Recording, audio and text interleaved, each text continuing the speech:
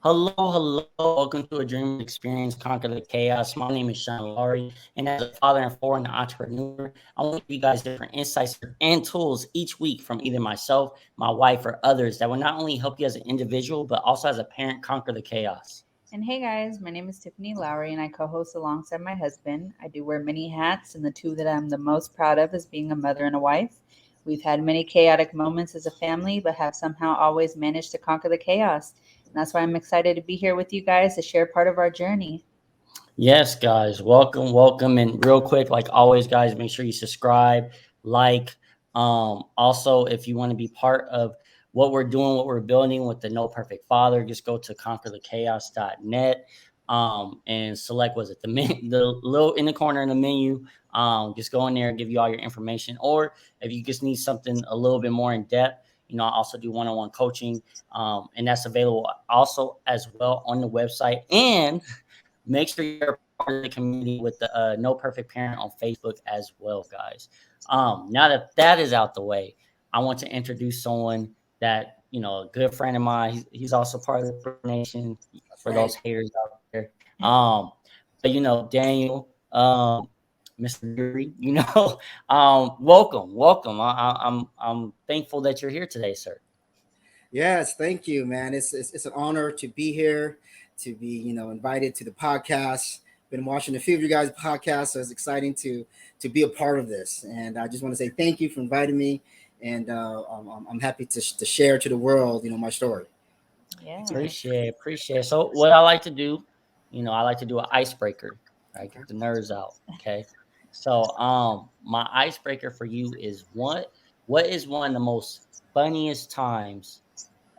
Maybe it was just something that was hilarious or something that happened, as um you being a father. What was just something that was just hilarious or something that was very memorable for you?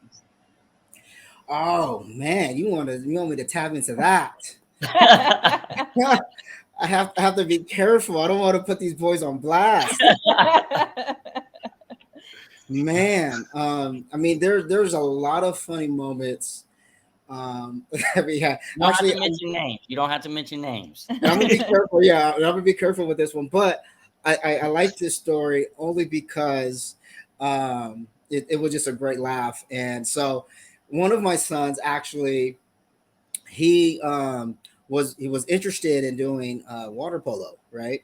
Or I Uh-huh. suggested for him to go into water polo only because he loved swimming, he loved just doing those things, and so I said, hey man, you should get into water polo. That's a good sport. And so a couple of his friends was interested into it, and he was like, yeah, I'm gonna look into it. So I contacted the coach at the high school, and the coach was interested in him getting onto the team. And one of my coworkers' son actually played water polo, so I had him come over and kind of express to him what the rules are, just kind of get him an idea of what water polo is, because not everybody knows what the rules for water polo is, right? So he kind of expressed it and kind of say, hey, you got to wear speedos and stuff like that, and so express, that's what you got to do. So one day, or after all this conversation, we're at the house, and he wanted to try on the speedos. And so I said, hey, you know what? Hurry up, try the speedos on. But the social worker is about to come. So hurry up, try them on, and then let us, whatever you want to do. Go ahead and do what you got to do. So he goes on, tries them on, and the clown that he is, he comes out in the living room and he's just dancing, flaunting, strutting his thing, right? So, and at this time, our front door is wide open, okay? And we had this green door on, and then I was like, I mean, we're laughing, we're doing whatever. Say, hey, put your stuff back on, man. It's the social worker's coming. So for some reason, we're all at the table and we're talking. So he decided to get along in the conversation with us, right? So he's on the chair with his leg up, his just talking to us and just being stupid, right? And we were in this conversation. We're having this conversation. Next, we kind of lost track of time. So next, we hear a knock at the door and oh, and it was a social worker, right? Oh my goodness.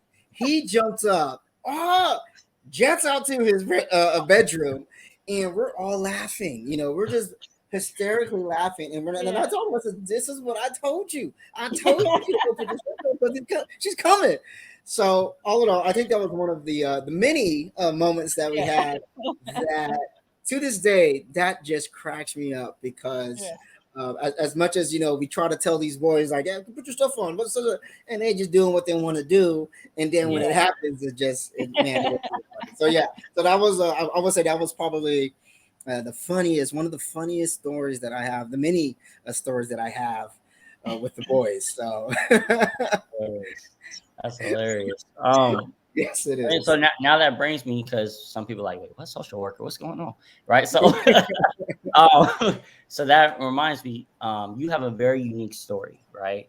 And so I want to have you share a little bit of that with us. And, did you always know?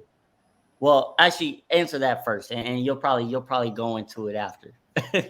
Yeah. So, I would just say, I'm actually a foster parent, and what was in my heart it's actually in my DNA, I should just say. So my aunt, my family, they've adopted, they fostered. So my family has always been a part of that. And it was always in my heart, and again, like I said, my DNA to do something like this. And so, in a perfect world, or in our American society, we think of it as get married, have kids, and then go into foster care, right? So at the time, thinking about doing this and going into it, I actually let me rewind. Let me rewind a little bit. It was actually a place where I was actually coaching basketball. So I started coaching basketball at a young age. I started with the park and rec, and then I went into club basketball. And I actually started my own organization, travel ball organization, in the early mid 2000s. And so from there, I connected with a lot of kids, a lot of athletes that I've coached, and I've coached kids that lost parents, kids that are in the system, and stuff like that. So it really brought to my heart that I really want to do this sometime in my life. So with all that, it came to a place where I was actually in a relationship, and it was presented to us at the time as I was coaching. It says, "Hey, you guys would be good foster parents. You guys should, go into foster care."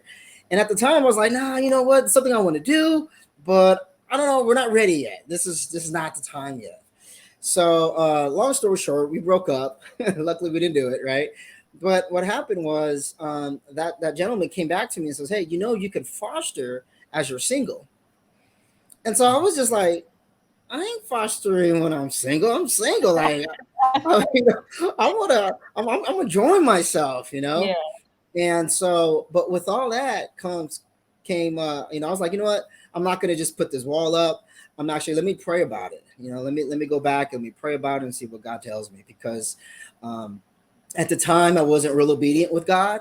And at this time I was like, you know what? Let me pray about it and ask God first before I say no. And I know that was in my heart, and God was like, yeah, do it. You're in a place to do it, so do it. And us as human beings, we're like, I don't know, but God, I mean, I could just go I can have some fun. I'm just by myself. I don't have to answer to nobody. I'm cool. Why? Like right now? Or how about next year? We just have this. Well, I don't know. That's just me. But I have these type of conversations. Are you sure?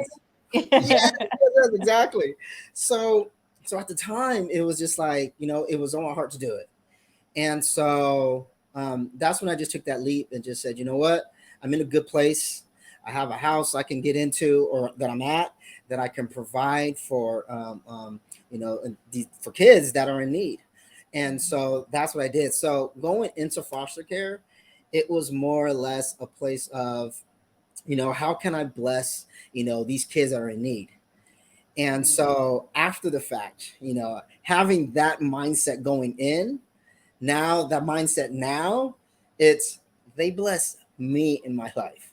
They turn my perspective in life, because as parents, or as a single person, I should say, before kids, we think differently. We function differently. We move differently. But then when you have kids, Now you gotta move differently, you gotta Yeah. think differently, and you gotta function differently. So you start looking at the world in different perspectives. Things are starting to become more important. Politics become more important. All these certain things start to become bigger in the world, because you want to make sure that these kids have the right tools and the right resources and the right love. So I'm probably going off in this question, but to start this off, it was really my DNA, it was in my heart, and that's where I got into it. So yeah, so that's just part of it, man. That's just part of my blood. It's in the Yeah. blood. I like that. No, I like that. Can you share? So really quick, can you share with us the process of becoming a foster parent and adopting? Yes. That's a good question. I know that the narrative, I guess I should say, becoming a foster parent, or a lot of foster parents do it for the money. And so my idea of that was to change that narrative, because it's not fair to the kids, right? Yeah. And so having that idea going into is more or less blessing these kids. Again, coming into it is blessing these kids. So there's a couple things. The first thing I would say is, coming into this, I was actually prayed up. So I prayed about it. And again, having that type of conversation with God, it was a lot of back and forth and a lot of justification on my end, saying but being prepared, being prayed up, making sure that this is something that you want to do, because this isn't a test. This isn't something that you go, let me just test it out and see what it looks like, and then what? No, I can't do it. I'm done. That's it. Yeah. This is something that you're actually gonna go and you're gonna bless these kids, or bless lives and change lives, and you don't want to be wishy-washy. And so my mindset in there is, I had to go in it, and had to go in there strong with a mindset of, this is what I'm going to do. And so that process, really, the start of it was mainly changing my mindset. And to be honest with you, if people even think of it, oh, just do it for the money, the money's good. No, it ain't. I would tell you that. I don't think there's not one a price range to tell you how much it would take to raise kids, because there's no price of anything, and especially with kids, especially if they're interested into things, so there's really no price to it. So if they say that, oh man, this is good money, this ain't the business, okay? This ain't Yeah. If you're in it to change lives, and to change hearts, and to love someone, this is the thing to do. So the first thing for me was that mindset change, right? And going into that, now we have to get into all the logistics. So there's two ways to become a foster parent. You can either go through a foster agency, or you can actually go through the county. In my case, I actually went through the foster agency. Okay. And so, and I would recommend going through a foster agency, only because they would help you and provide you a lot of tools that the county, I wouldn't say that they're not able to, but because they're so overworked, and I'm just speaking of my experience of the social workers I ran into, that they have so many kids that they have to look after, that sometimes you ask a question, you won't get the answer until 3-4 days later. So my suggestion would say, go through an agency, go through a foster care agency, go through them, because they're quick, they're here to help you. And so that's what really got me off the ground, and really got me to understand what the process is. And so becoming a foster parent was actually very difficult. So the first thing they do is they put you through a 3-day training session. And so in this case, they actually came to my house. Okay. And she actually came to my house, and she had a lot of energy, So this lady comes to my house, social worker comes to my house. She has a lot of energy. She's explaining this to me, and it's intense. We're talking, I think we spent about 10 hours, 8 to 10 hours of video, this explaining. And this is the first day. Okay. This is the first day. So she's going over all of this, and the videos are, very simple. Oh, what if you get a child that is a different race or a different religion, or all these, different things. And, it was kind of boring, but at the same time, there's a lot of good information. But it was so much information, it was kind of overwhelming, to the place of they started talking about, well, if you're gonna get kids, you're gonna have to change your house. You gotta lock up your knives. Your alcohol got to go in a cabinet. Your medicine got to go in. Like all these rules, you gotta have a certain fire extinguisher in your house. Just all these rules and policies. It was like I don't know if I can afford to start this up. Like that's a Yeah. lot of changes in this house that I have to do just to start it. And mind you, I don't have any kids. So Yeah. I don't have beds, you know, I don't have any furniture or anything to even start them if they want to come in my house. So it was like a brand new start for me. So Mhm. that process, that first day, I looked at her and I was like, listen, I said, I don't know. I'm gonna have to think about this. I told her I'm gonna have to pray about this because this is a lot. And at that time, she was like, "Oh no, no, no, no, no! It's you know what? I'm sorry. I'm sorry that this was so overwhelming. It can be a lot of information, but the interview, the conversation I'm having you seem like a great person. I really think this is a great position for you. Whatever I can do, I can help. I can pay for some of these things, And I'm like, I don't know. Let me just right now. I just gotta process all of this because this is a lot. This is a Yeah. lot. And so at that time, I was like, I ain't doing this. This is too much. This is too much, And just the idea of it, I was like, man, that was a lot. So that night, of course, I prayed about it. And, God, of course, softens my heart. And so she calls me back the next day and says, "Hey, how you doing? Is it okay if I come over again?" And she really, was like trying to talk me into it or talk me down. And so she came back. I said, "Yeah, come on over. I'm still on the fence. I'm not sure yet." So she comes in, and at this time, it wasn't even like a training. Now she just basically trying to talk me back into it. Right? So at this time, it was like what she can do, what they can do to help me to get through this process. And so I think that was like that first step of okay, you know what? If you're going to be able to help me with this, and you can find beds and just all these other things, okay, I think I'm good now. I think I'm all right, and I think I can move forward with this. So so yeah, so that was the first process. So that intense training, stuff like that. Yeah. It was at the beginning. It was overwhelming, And like I said, I was like, no, I'm cool. This is not me. And just the idea, because especially for me, in my generation, growing up, it was what I say is what I say. It's because I said so, right? And so that always stuck to me. And even if the hand raised or the fear of it, and that was something that they looked down upon when they're training these, having these training sessions. So that was another thing I had to change in my mind too. Is like I never parent before, but I know what my parents did is, they raise that hand or I get a pop in the head. And so I knew I couldn't do that. But Yeah. what does that even look like as parenting? I know it's possible, but what does that even look like? I mean, in our culture, it was just that wasn't something that we do. It wasn't a timeout or anything like that. It was, hey, you listen because I said so type of mentality. So I also had to change that mindset too, or be cognizant of that because that was something I knew I already had patience. But I tell you, when you got kids, you thought you had patience, and y'all can attest to this.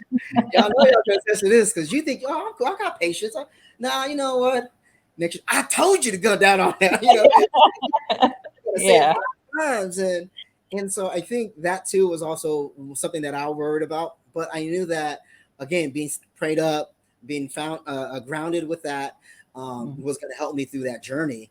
And so yeah, so that becoming a foster parent, that process was a little overwhelming, and even still in the beginning of when I first got the boys, it was the idea was, hey, when a kid comes over, you're going to be introduced to them. You guys can have an hour together, and you guys can talk about. And this was videos, right? This is what the videos they show you in this training session. And I'm like, oh, okay, that's a pretty cool process.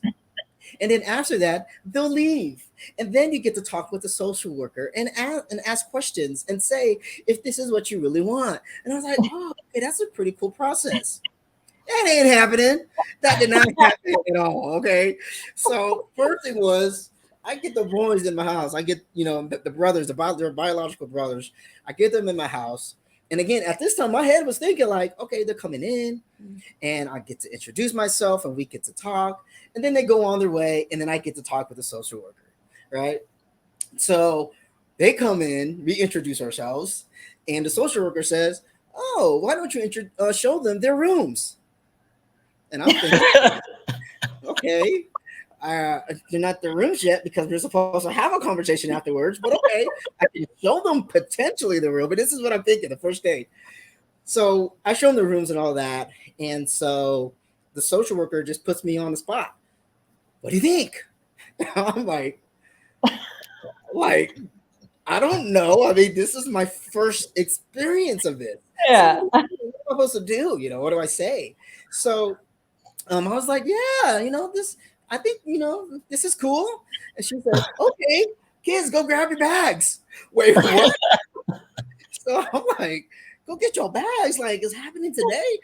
And so she was so literally, they went to go get their bags from the car. They came in, put their stuff in their rooms. And I was just like, oh, this is happening. This is really happening. I got two boys in my house, right?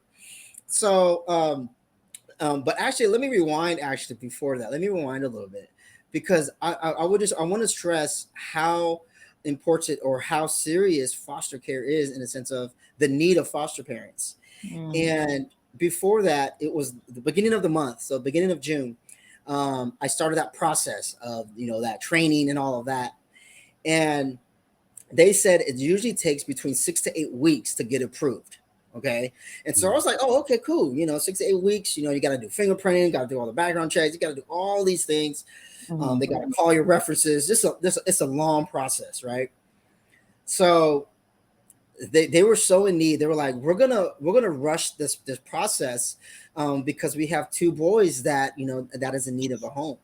And so I was like, okay, that's cool. If we can get this, rush a little quicker, that'd be cool. I had the boys in my house literally within less than 4 weeks in my home. I got all of that approved.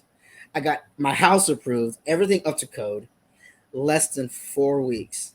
And that just tells you at that time the need of foster parents. And still this day, actually, during the pandemic, it's a bigger need, for foster parents. And I only say that not to say, to recruit people, but to really say not only that our system is jacked up because kids are in foster care. Sometimes they don't need to be in foster care. It's just because our system and the narratives of things as they put them in foster care because of these certain rules that they have that these kids have to get in foster care. And so they put them in these process, and for parents to get them back, it's even a harder process for them to get them back. It's not impossible, but it is difficult, I can say. And especially if you don't have the resources or you're already struggling emotionally and mentally as it is. So to get some of these kids back, it's impossible for them or difficult for them. And so what happens is they stay in the system. And so the need of homes is big. But the process to get foster parents, it should take 6 to 8 weeks. It's supposed to, because the system should go through those right steps, right? Because if you think about it, you hear stories in the foster system of, parents doing it for the money or whatever it may be. Even the Netflix, the Netflix thing that they had up about the kid getting killed. That's just sad. And it's just because our system, we have a system, but there's adjustments that definitely need to be made. And so with all that, it took me less than 4 weeks to get the boys in my home. And again, so fast forward now to that first day of these boys in my home, I was like, and the social worker was like, okay, goodbye, and she was away. It was just like, wow, this is really happening. The boys are really into my home. And so, so that process was just, to me, was intense, overwhelming. But at the end of the day, when it comes down to be a part of their lives and actually for them, not only for me to bless them, but also for them to bless me in a lot of ways too. So, it's worth it. To me, it's worth it. It's definitely was a roller coaster, or it is a roller coaster, but it's definitely worth going through that process for that. Okay. No, I think it's kind of cool how when you were talking about how you were unsure, how you were going to get all these things. It's like they provide, I don't know if they still do, but I know you mentioned that they provided some help, like, hey, okay, yeah, we'll help you do this, or we'll help you do that. So I think that that's really important for people to know, because like you said, that process is overwhelming, thinking about all those different things. So Yeah, and it's good you brought that up because a lot of times they won't bring it up, especially if you're not honest. If you're just like, no, I'm good, no, I don't want to do it. It was more honest of just what I was thinking of, like, wow, I don't even have anything, and I don't know where it even gets half of this stuff. And so that's when they actually came up with these resources. And that was my only thing too, is there's so much resources out there that it's unknown, but if you talk about it, they're like, oh yeah, we have a resource for that.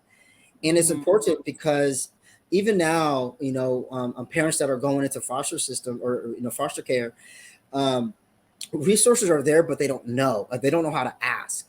And a lot of times the social workers will put pressure on the parents or the incoming parents to say, you need to have this, this, and this, and this. And you got to have it by in 2 weeks. If you don't have it, then we can't do the process. But it's like you put the pressure on these parents and then they don't want to do it. And so I think it's important to say that there is help out there. There is resources. And there's actually a lot of Facebook groups out there that actually will provide that help too, because a lot of times we don't know. So like, for instance, in getting beds, you can't just have a bed that's on the carpet or on the ground. You got to have it where it has a bed frame. And so again, who thinks of it? Sometimes you have a bed frame, sometimes you don't. And so, we don't think of all those little things, but it's required for them to have it. And so where do we get these things? You can say Amazon, but you start adding that up, that adds up. And you can only have, 2 kids per room. And so you can't just stuff kids in one room. You got to have the beds, either a bunk bed or bed, side by side or whatever. But those resources are there. And so in order for you to know that is just really knowing how to ask. And sometimes you can just be straight up with them, because a lot of it and that's why I say with the county versus the agency, if you go with the county, they're so overwhelmed already. The social worker is overwhelmed with so much other things they're dealing with, in the sense of all these other kids, that they just want you to do the work. Like, you do the work. When you're done, come back to me, and then we can figure it out. But the foster agency, they really help me in a sense of, okay, if you need this, I can get it from here. Let me call some of my foster parents around that I have and see if they have any extra beds or extra landings or extra, this and extra that. And they actually, help with that too as well. So that's another, great thing about the agency, is they have that resource because they have parents, in the same boat, and they know what it takes to get parents. So they're very supportive on that. And definitely ask those questions if you're thinking about becoming a foster parent and you feel as if you're getting pressured. Definitely, give those questions. Even if you don't want to ask, just be honest with your situation. And I think if people would just become honest with their situation and don't try to be like, oh yeah, I have all these things, but just be honest. It's like, look, I don't have a cabinet to put my knives away, because you have to put your knives away. You can't just have it out. So that's another inconvenience. As you're cooking, you're thinking, where the heck? You go, oh, let me go get the lock, and lock these knives. And so, little things like that. It's, oh, let me just go and run and grab, some Tylenol because I have a headache. No, you got to go get the lock, and you got to unlock your cabinet. So all these little things you didn't think of, but they will provide those resources. And they'll give you that help too to get those things. So it sounds like then that excuse me, it sounds like the agency gives more support than the county, obviously, because they're overwhelmed and stuff like that. And that, which is great. Did you also have the support from like your family and friends as well? Good question. That is another thing too. So before or in the process of going through, becoming the foster parent and going through the background checks and all that, I did present it to my parents, my sister, my brother, my friends, my close friends, that I'm with, because I knew they were going to be my help and my support too as well. And so I know going into it, there was going to be some resistance, or the idea of, why are you doing this? That's crazy. Why would you do that? But they all knew my heart, and they all knew what my intentions were. And so they were very supportive. And that is probably one of the biggest things that helped me get through the journey and get through the process of parenting and going through that. Because there was times when, if a kid gets expelled, where do they go? You can't take off of work, or if you already took off of work because you got to go pick up another kid, what do you do in these situations? And so when you have that support where you can take them to your parents' house, or if you can take them to your friend's house, so they can watch them, whatever it may be, that support really helped me through that process when it came down to a lot of things, especially when you got jumped into with two boys, and then the third one, and 3 months later. And so that was another thing, was having the two boys was just enough in itself, trying to go through that process. But at the same time is when the third one came along, and it wasn't in the sense of I was looking, it was just to a place where, because I was a coach and I was around a lot of that, I knew this kid, and he was in the system. And because he was in the system, the house that he was at actually got taken away. And so the social worker, called me up and says, "Hey, I know this kid. Do you want to take him on? I know you have the two already, but I hate to see him go to another home. And I just want to give you the opportunity to at least take him if you want to take him." And without hesitation, I was like, you know what? I know a kid. The kids hung out with him in the summertime. I said, let's take him in. I can't see him going somewhere else. And so I did, and I knew that was a lot. And usually I'm like, let me talk to God quick. But I knew that after getting him, it was also a blessing as well. And praying through it afterwards, of course, getting through that process. But having three boys at an age where, let me actually rewind. Here's another thing. So when I first got them, they told me there was a 9-year-old and a 12-year-old. Okay. And at the time, you can actually pick what kind of kid you want. You can get down to the eye color if you want, right? You can say, I want a kid that is, white, dark skin, black, whatever you want, the nationality and the religion. You can get to that very detail. The problem is then you're going to be limited. You're not going to get, the kid that you really want, or in a sense of the physical look, right? Mm-hmm. So at this time, I was just like, you know what? I just want kids that are already going to school. I was like the youngest, maybe second grade.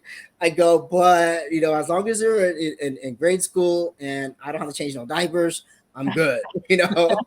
So they're like, okay. And I go, and I also said, I don't want teenagers yet. I want them, before they're teenagers. And so they said, okay, so we got a 9-year-old and a 12-year-old. And I was like, oh man, 12-year-old. I was like, that's just right there, So I was like, you know what? Okay, let me, and at this time I was like, all right, let's, that's okay. Let's go ahead and do it. I'll check them out. And again, in my head, it was like, we'll talk about it. We'll see what it looks like. But again, they just dropped them off basically. Here you go. Yeah. Not knowing a week later was his birthday. So wow. They did that to me. They said, he's a 12-year-old. They weren't lying. They sure weren't lying. But he turned 13 in a week. So I was like, y'all got me a teenager. And he's taller than me. He's like 5'10", 5'9", 5'10". I was like, and he's taller than me.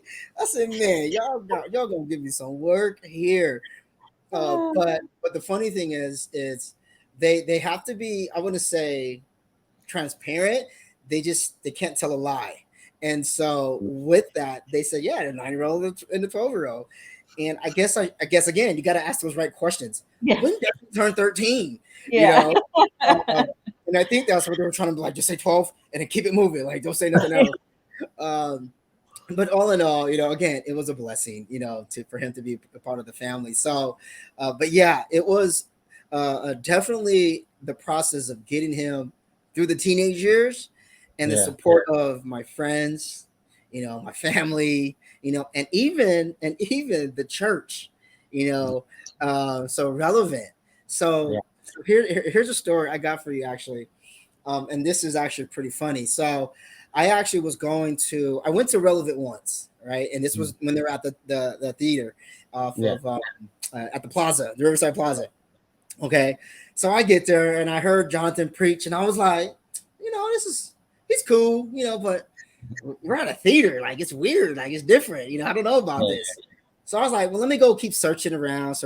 And this is before I had the boys. Okay. So at this time, I was just trying to find a local church. Yeah. And so I happened to run across somebody. Actually, it was at my best friend's wedding. And the preacher there actually saw me, and we were talking. We just happened to talk after the reception, and we just started talking about church for some reason. And he was like, "You know what church you should go to?" And I was like, "Which one? Which church should I go to?" He goes, "There's a church called Relevant. They have it at the theater." And I was like, "I've been there." And I was like, I go, "It was cool, but it was a theater. I don't know. It was kind of weird." Yeah. And he was like, no, brother, you got to go back. You just trust me, man. Just go back. You're going to be blessed, man. Go back. Brother Jonathan, man, Pastor Jonathan there, he's awesome, man. I was like, all right, I'll give him another try. So sure enough, I started going there. And actually, I got the Easter, little thing. And so I started going there. And then from there, I was like, this is a cool little church. I like the vibes. I like the people here. But at this time, I was going in and coming out. So I was kind of sneaking in, sneaking out, get my little hellos and kind of going in and out. So then I get the boys. And at this time, it was just the two, right? The beginning. And when I walked into the church, Brother Kevin Bagingo, right? I'm going to call him out. I'm going to say these names. He came up to us and he was like, "Hey, I see you guys, these boys here, and he's like, we have a youth group, that they could be interested in." And I'm thinking, I've been coming here for almost 2 months. Said a word to me, and all of a sudden I got these boys, and now you want to talk to me, right? So I was like, I see how it is, right? But actually, from that day on, the boys loved the church. They loved the fact that they were authentic. It was just true. Just, I don't know what it was. It was just, they just loved it. And so from that day on, man, the support from the church. And honestly, there's some days I would call some of the youth leaders when the boys were going through their mental crisis, and they will pick them up and just spend a day with them.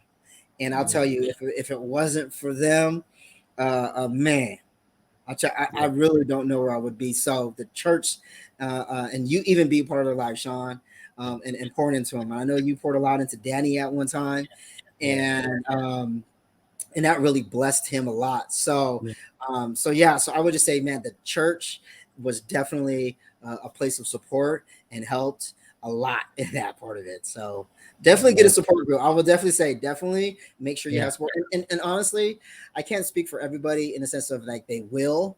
But my thing is, if you don't have support, find a church home that would actually help support you, because I think that really got me over those humps, man, and those hard days where there's days, I'm gonna be honest, there's days where I'm like, I can't do this. Like, this is too much.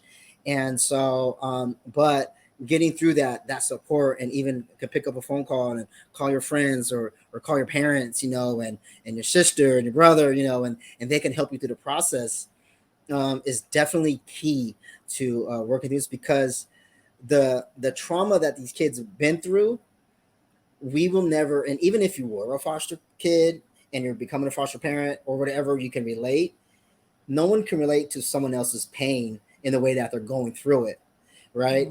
Because it's what they're going through is what they're going through. But you can always be there to support them, because if you have those similarities, you can help support them and get them through those crises or those trauma trigger moments.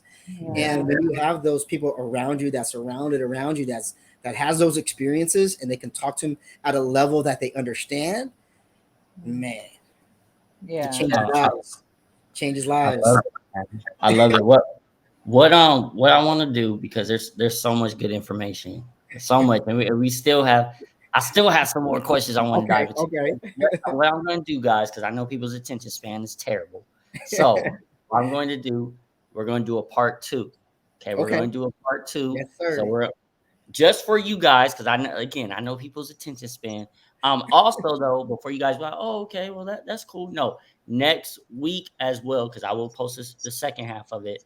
He has an announcement, so you definitely don't want to miss this amazing announcement. I don't want to give it up. I don't want to give it up. Yes, yes, yes, But yes. so we will be back. Was it the second one? Part 2 will be next week as well. So really quick before we get out of here, guys, just want to remind you, parents, to keep being an inspiration. Never downplay the impact that you have for your loved ones, so you can conquer the chaos. See you guys next week for part 2.